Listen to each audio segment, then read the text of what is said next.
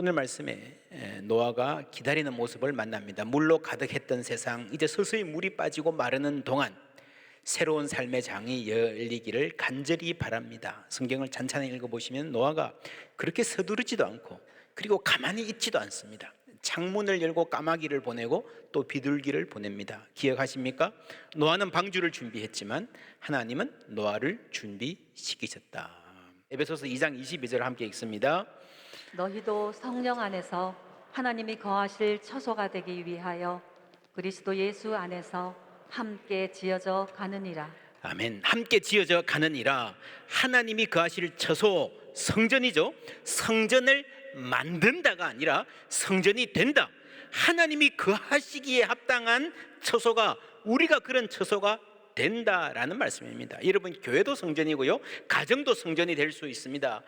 여러분, 우리가 성전이 되는 것입니다. 방주를 만드는 것보다, 성전이란 건물을 짓는 것보다 내가 어떤 사람이 되는가가 하나님의 관심이요 목적인 줄 믿습니다. 이 과정에서 필수 과목이 기다림입니다. 인생에서 누구도 피해갈 수 없는 과제입니다. 축하드립니다, 임신하셨습니다 라는 소리를 듣고도 생명의 탄생을 보려면 9개월을 더 기다려야 됩니다. 그래서 모든 사람은, 이 자리에 있는 모든 분들은 기다림의 산물이죠.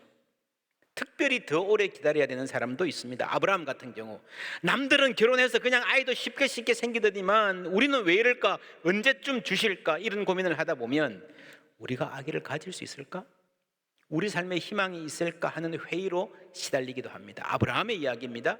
이런 회의를 넘어서서 기다림이라는 값을 치르고 믿음의 조상이 된 것입니다. 믿음의 모델은 기다림의 모델입니다. 주여 언제까지니까, 구약성경 시편에 보면 계속 나오는 말씀입니다. 여러분, 시편에 정말 다양한 이야기가 나오잖아요. 다양한 사연들, 다양한 감정들이 많잖아요. 그런데 시편을 강해하면서 언제까지입니까? How long? 이라는 것을 제목으로 붙였다는 말은요, 이것이 시편의 가장 지배적인 정서라는 말입니다. 하나님, 기다리기 힘들어요. 그런데 여러분, 기다린다는 것은요, 희망이 있다는 말입니다. 그리고 그 가냘픈 희망의 불씨를 끄트리지 않기 위해서 노력하는 것이 기다리는 것입니다. 야곱은 수년 동안 결혼을 기다렸습니다. 그 아들 요셉도 노예로 또 죄수로 오래 살았습니다. 여러분, 요셉의 이야기를 읽어보면요, 어느 시점에선가 요셉이 나는 좀 특별한 능력이 있는 것 같아, 그걸 아는 것 같아요. 그렇죠? 자신의 인생이 이렇게 끝날 수는 없다고 생각했습니다. 자신의 억울함을 풀어주고 내 능력이 인정받고 쓰임 받을 날을 기다렸습니다. 나는 여기서 이렇게 썩을 사람이 아닌데, 내가 감옥에 이렇게 앉아 있으면 하나님께 손해인데, 그런데 왜 소식이 안 오지? 하나님이 나를 그냥 두시지 않을 것 같은데 얼마나 애탔을까요? 오늘 우리도 기다립니다. 취업을 기다리고, 결혼을 기다리고, 살림이 좀 펴지기를 기다리고, 관계의 회복을 기다립니다. 군대에 간 사람들은 제대를 손꼽아 기다릴 것입니다. 환자들은 병이나 퇴원하기를 기다립니다. 병원에서 장기 이식을 기다리는 애타는 환자들, 가족들의 이야기 들으면 정말 눈물겹습니다. 초환자료를 켜놓고 어둠을 겨우 밝히고 있는데 바람은 불고, 이게 다 타들어가서 생명이 소진되어 가는 듯한 느낌, 절박함이 있습니다. 그게 기다림입니다. 성경 곳곳에 기다림의 이야기가 있습니다. 이집트의 포로들, 바벨론 포로들의 애타는 갈망으로 성경은 넘칩니다. 주여 언제입니까? 노아도 기다렸습니다. 그냥 있지 않고 할 수 있는 최대한의 모색을 했습니다. 5절부터 함께 읽습니다. 물이 점점 줄어들어 열째 달 곧 그 달 초하룻 날에 산들의 봉우리가 보였더라. 40일을 지나서 노아가 그 방주에 낸 창문을 열고 까마귀를 내놓음에 까마귀가 물이 땅에서 마르기까지 날아 왕래하였더라. 한참 지나서 이제 물만 보이던 데가 산들의 봉우리가 보여요. 창문을 엽니다. 그리고 까마귀를 내어 놓습니다. 왜 까마귀일까? 여러분, 까마귀는요, 강하고 민첩한 새입니다. 사람으로 치면 생활력이 대단히 강한, 그래서 여러분, 까마귀는요 시체를 먹고 살잖아요. 그러니까 폐허 위에서 살 수 있습니다. 이 까마귀가 방주로 오다 가다 어디론가 날아갑니다. 그런데 비둘기는 그렇지 않습니다. 비둘기는 비행 거리가 짧기 때문에 멀리 가지 못하죠. 발 붙일 곳을 찾지 못하고 다시 돌아왔습니다. 그리고 7일 후에 다시 날려보냈는데 이번에는 입에다가 이 감람, 올리브 잎사귀 하나를, 새로 난 잎사귀 하나를 물고 왔습니다. 노아는 방주의 창문을 엽니다. 여러분, 창문을 연다는 것은요, 세상을 향해서 열린 자세를 갖는다는 말입니다. 지금 내 눈에 보이는 이 현실, 이 방주 안에 내가 아는 이것이 전부가 아님을 인식하는 태도, 창문을 여는 것입니다. 믿음의 삶은 내 눈에 보이지 않는 세계를 향해 창문을 여는 것이라 할 수 있습니다. 반면에 창문을 닫아버리고 내 눈에 보이는 것, 감각하는 것만으로 판단하는 사람들이 있습니다. 소돔과 고모라가 유황불에 멸망하고 나서 살아남은 가족들, 자기들이 살던 도시가 하루아침에 잿더미가 되었습니다. 아무도 안 남았습니다. 여러분, 얼마나 큰 두려움에 사로잡혔겠습니까? 19장 30절에 보면요, 롯이 소알에 거주하기를 두려워하더니, 하나님이 소알 가서 살아라 그랬어요. 여기 살면 된다 그랬어요. 근데 너무 두려워서, 이 도시에 살다가 당한 그 환난 때문에 너무 두려워서 도저히 살 수가 없어요. 그래서 자기들이 산으로 올라가요. 두 딸과 함께 소알에서 나와 산에 올라가 거주하되, 그 두 딸과 함께 어디 가서요? 굴에 거주하였더니 큰 딸이 작은 딸에게 이르되, 우리 아버지는 늙으셨고 온 세상의 도리를 따라 우리의 배필될 사람이 이 땅에는 없으니, 이 땅에는 없다. 맞아요, 틀려요? 모르죠, 있을지 없을지. 근데 없다라고 이야기해요. 그 다음에 우리가 우리 아버지에게 술을 마시게 하고 동침하여 우리 아버지로 말미암아 후손을 이어가게 가자 하고, 롯의 두 딸이 아버지로 말미암아 임신하고. 이 끔찍한 이야기가 나오죠. 성경에 이런 이야기가 있나? 근데 그게 현실인데 어떡합니까? 여러분, 이 딸들이 어떻게 이렇게 타락한 일을 했을까요? 윤리 교육이 덜 되어서? 여러분, 아닙니다. 그렇게 하면 안 돼. 알아도요, 사람이 이렇게 행할 때가 있습니다. 이 땅에는 우리의 배필될 사람이 없다라고 하는 이 판단, 여러분, 이 땅이 얼마나 넓습니까? 자기들이 아는 땅이 그 안에서 얼마나 될까요? 어디서 누가 올지 모르잖아요. 어디서 누구를 만나고 새로운 삶의 가능성이 있을지 모르잖아요. 그런데 그 충격에 자기들이 사는 곳이 멸망했기 때문에 이제는 이 세상 전체를 통틀어서 아무런 가능성도 남아있지 않다고 스스로 판단하고 스스로 결론을 내리는 거예요. 여러분, 이렇게 생각하고 이렇게 느끼는 것은 이해가 됩니다. 그죠? 이렇게 큰 불안이 이해가 됩니다. 그러나 여러분, 여기서 결론을 내리면 안 되는 거예요. 이 땅에는 없으니 라고 가능성의 창문을 스스로 닫아버리는 겁니다. 지금 우리 눈에는 희망이 보이지 않으니 라고 하는 것이 맞습니다. 여러분, 청소년들이, 중고등학생들이 어느 순간에 갑자기 비뚤어지고 타락하고 하는 애들이 있습니다. 왜 그렇습니까? 희망이 없어서 그렇습니다. 그것이 여러분 공부든 취업이든 운동이든 음악이든 내가 뭔가 노력을 하고 희망을 키워갈 수 있어야 사람은 바로 살 수 있어요. 그게 없으면 붙잡을 수가 없어요. 너 학생이 어쩌면 그럴 수 있니? 엄마 아빠가 얼마나 고생하는데 너가 이러면 안 되지. 이러면 안 되는 거 알죠? 아는데 자꾸 그쪽으로 가는 걸 어떻게 해요? 왜 그렇습니까? 희망이 없어서 그래요. 여러분, 희망이 없으면 사람은 타락하게 되어 있습니다. 롯의 딸들이 끔찍한 일을 했습니다. 어떻게 막을 수 있습니까? 평소에 윤리교육을 잘해야 돼. 그러면 안 된다. 선을 잘 그어야 된다. 여러분, 그게 조금은 도움이 됩니다. 그러나 여러분, 그게 근본적인 해결은 안 되는 거예요. 이들의 문제는 절망입니다. 희망이 없다고 결론 내려버리니까 마음대로 사는 거예요. 오늘날 청소년들의 문제는 꿈의 문제입니다. 그거 하면 안 돼, 하지 마, 이렇게 살아야 돼. 아무리 잔소리해도 그걸로 안 되고요. 그들의 마음에 꿈이 생기면 될 줄 믿습니다. 그래서 믿는 이의 가정은, 여러분, 우리 교회는요, 아이들한테 뭐 이거 하라 하지 마라 필요는 하지만 그걸로 가득 채우면 안 돼요. 아이들에게 꿈을 심어주는 가정, 그런 교회 되기를 축원합니다. 어른들도 그래요. 여러분, 한두 번 실패하면요, 앞으로 내 삶은 희망이 없을 것이라 속단하는 경우가 많습니다. 운동선수들 트라우마, 그런 기록이 많습니다. 특별히 야구 선수들에게 많습니다. 잘 하다가 큰 경기에서 한두 번 실패하면요, 거기서 헤어나지를 못하는 거예요. 계속 이런 실패가 되풀이 될 거라는 악몽에 시달립니다. 그래서 굉장한 유망주들이 그대로 은퇴하거나 은퇴하고 나서도 그 이후의 인생도 정말 무기력하게 허비하는 사람들 많습니다. 사업하다 망하면 두려움에 사로잡히죠. 연애도요, 한 사람 좋아하다가 만나다가 아프게 헤어지면 내가 다시 누군가를 사랑할 수 있을까? 결혼할 수 있을까? 또 결혼에 실패한 사람들은 나에게 희망이 없을 것이라고 결론 내려버립니다. 거듭되는 취업 실패도 내상이 크죠. 잘 될 거야, 할 수 있을 거야, 좋아질 거야, 그런 피상적인 위로를 말하는 것은 아닙니다. 안 된다, 이게 끝이다라고 단정하지 말라는 겁니다. 내 인생 지금까지 그랬으니, 지금 희망이 안 보이니 앞으로도 계속 그럴 것이다, 속단하지 말라는 것입니다. 그것이 창문을 열어 놓는 겁니다. 여러분, 믿음의 사람은요, 어떠한 경우에도 희망을 잃지 않는 사람입니다.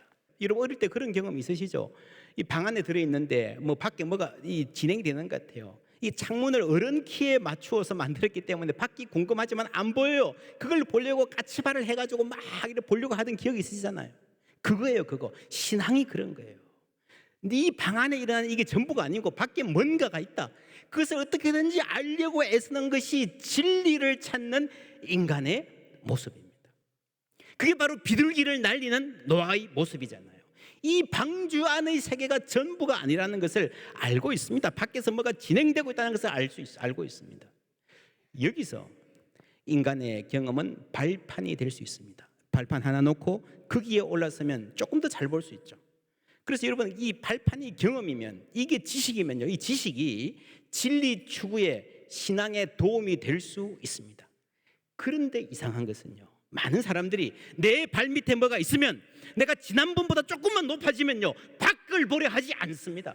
뭘 조금 더 알게 되면 내가 아는 것이 전부라고 착각을 해요. 그게 문제입니다. 이런 말이 있습니다.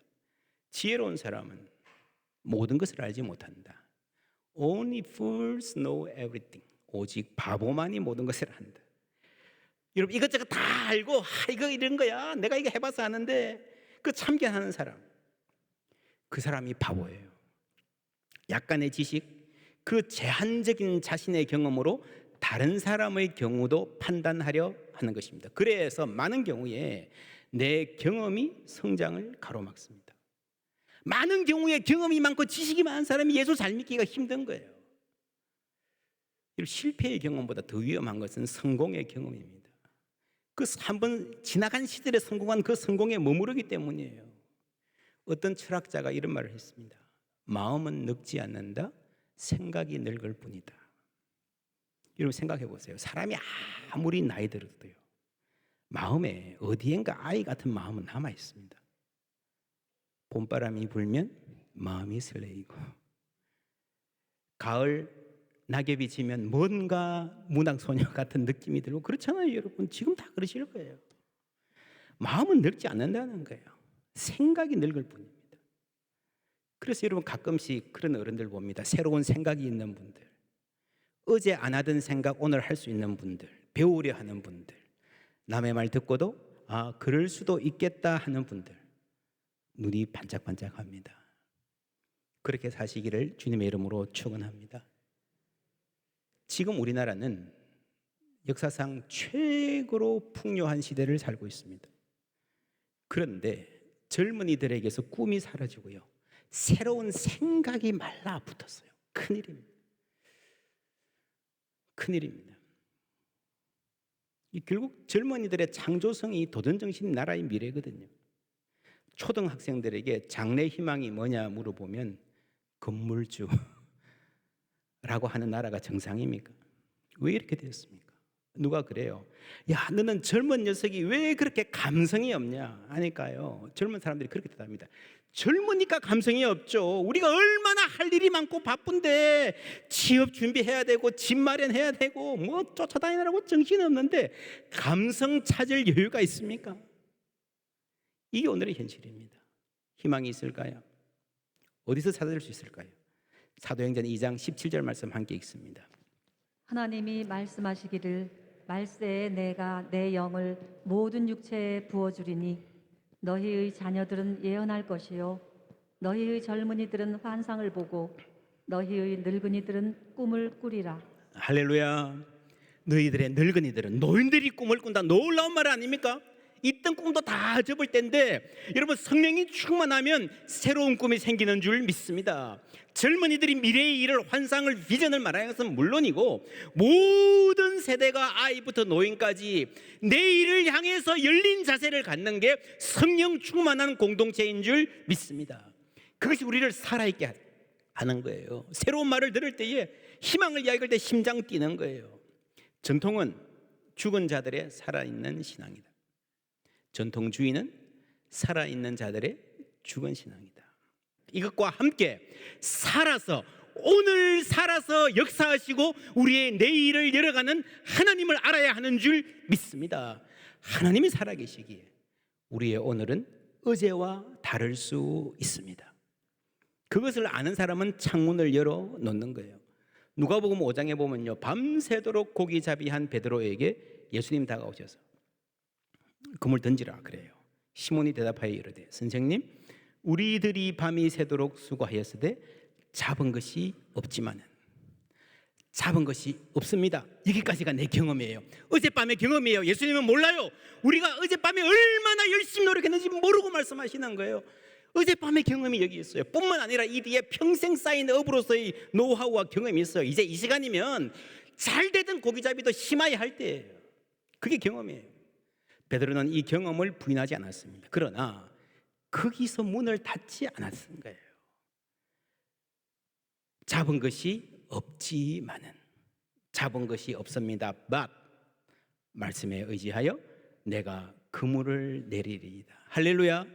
이게 삶의 새로운 가능성이 열린 겁니다. 여러분, 롯의 두 딸이 이랬다면 우리 눈에 희망이 없어 보이지만 일하고 그러나 라고 하면서요, 그 삶의 조그마한 창문 하나라도 열 수 있었다면 달라졌을 것입니다. 믿음은 지금 내 눈에 보이는 것이 전부가 아니라는 사실을 아는 것입니다. 히브리서 11장 7절 함께 읽습니다.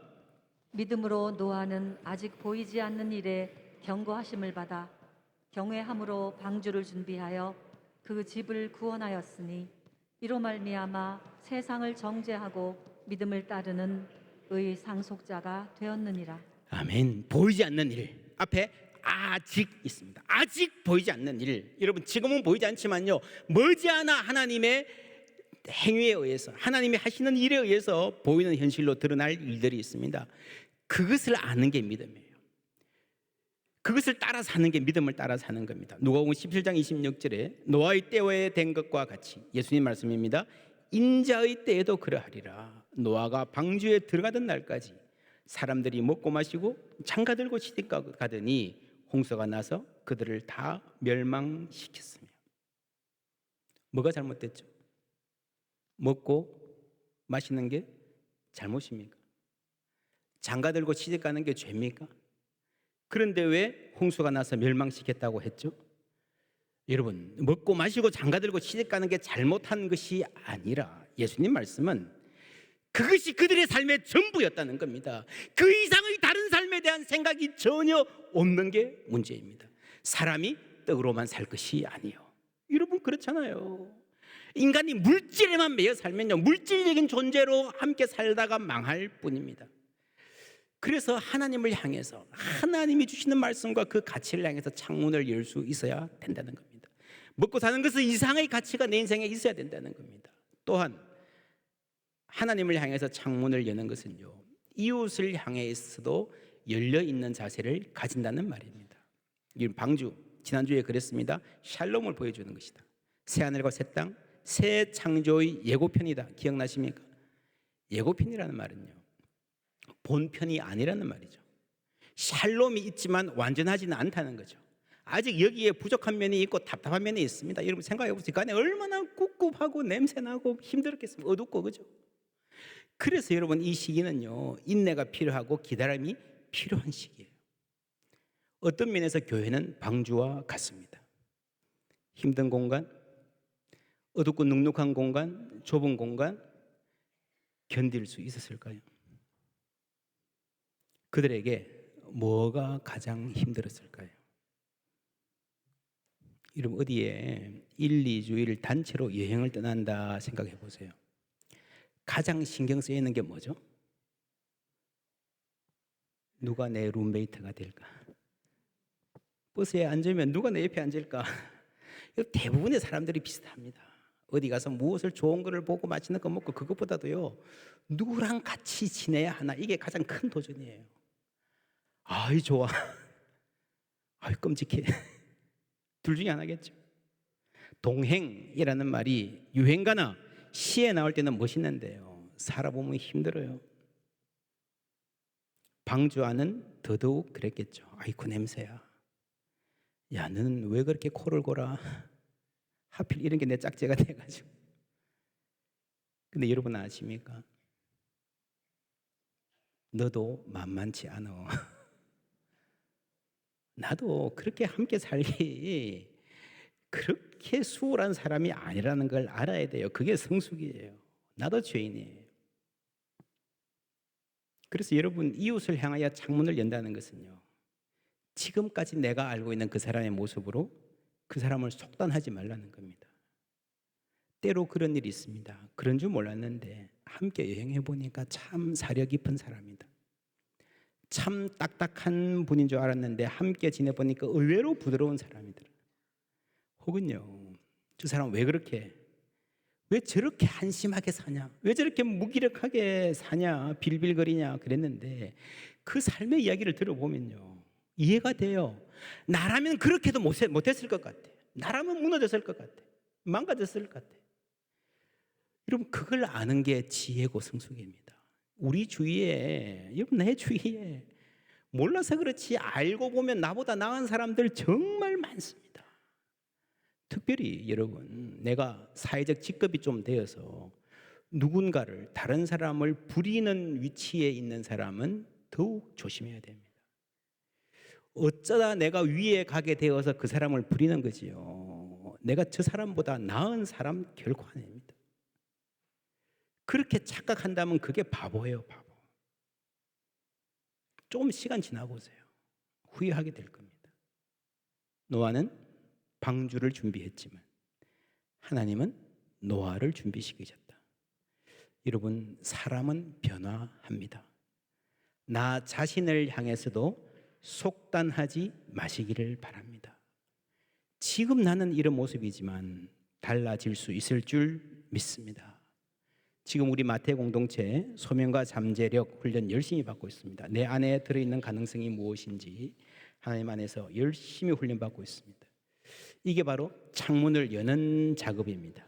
여러분, 이 그림 무슨 그림 같습니까? 노아의 방주에 돌아온 비둘기입니다. 상상하기 힘들죠. 그러니까 이분이 자신의 시대의 고민을 그대로 넣어서 그린 것 같아요. 밀레이라는 아주 유명한 화가의 그림입니다. 비둘기, 그리고 뭐가 보입니까? 올리브 잎사귀. 그렇죠. 이 조그마한 잎 하나를 참 소중하게 붙잡고 있습니다. 이것은 작지만 온 세상에 새날이 왔음을 알리는 희망의 사인입니다. 우리가 알고 있는 모든 사람들이 다 죽었습니다. 겨우 한 가족만 살아남았는데 얼마나 부정적인 생각에 사로잡혔겠습니까? 우리에게 새로운 삶이 있을까? 그런데 딱 하나, 올리브 잎 하나 본 거예요. 작은 잎이지만 여기서 희망을 발견합니다. 이런 눈을 하나님께서 우리에게도 주시기를 주님의 이름으로 축원합니다. 영의 눈으로 보면요, 이 척박한 세상 어디엔가 희망이 움트고 있어요. 여러분 아십니까? 교회는 새 생명이 탄생하는 곳입니다. 할렐루야. 이 생명은 이 세상에서 끝나는 생명이 아니라 영원히 빛날 생명이 탄생하고 자랑하고 약동하는 곳입니다. 세상에서 나는 희망이 없어요 하는 사람들이 이곳에 와서 예수를 만나고 예수를 알고 내일을 말하는, 꿈을 꾸는 사람이 되어 가는 것입니다. 꿈꿀 수 없어 무너진 가슴에 푸른 꿈이 솟아나는 자리, 우리 교회가 그런 희망의 자리 되기를 주님의 이름으로 축원합니다. 어디에 희망의 근거가 있는가? 8장 1절 말씀 다 같이 읽습니다. 하나님이 노아와 그와 함께 방주에 있는 모든 들짐승과 가축을 기억하사 하나님이 바람을 땅 위에 불게 하심에 물이 줄어들었고. 아멘. 하나님이 노아와 그 안에 있는 모든 짐승들까지 뭐 하셨다고요? 기억하셨습니다. 여러분, 이것이 우리의 희망인 줄 믿습니다. 우리 눈으로는 아무리 돌아봐도 희망의 근거를 찾기 힘들지만 하나님이 우리를 기억하시면 우리에게는 희망이 있습니다. 이 희망 가운데에 꿈꾸는 사람으로, 그 꿈을 후손에게도 물려주는 사람들로 살아가기를 주님의 이름으로 축원합니다.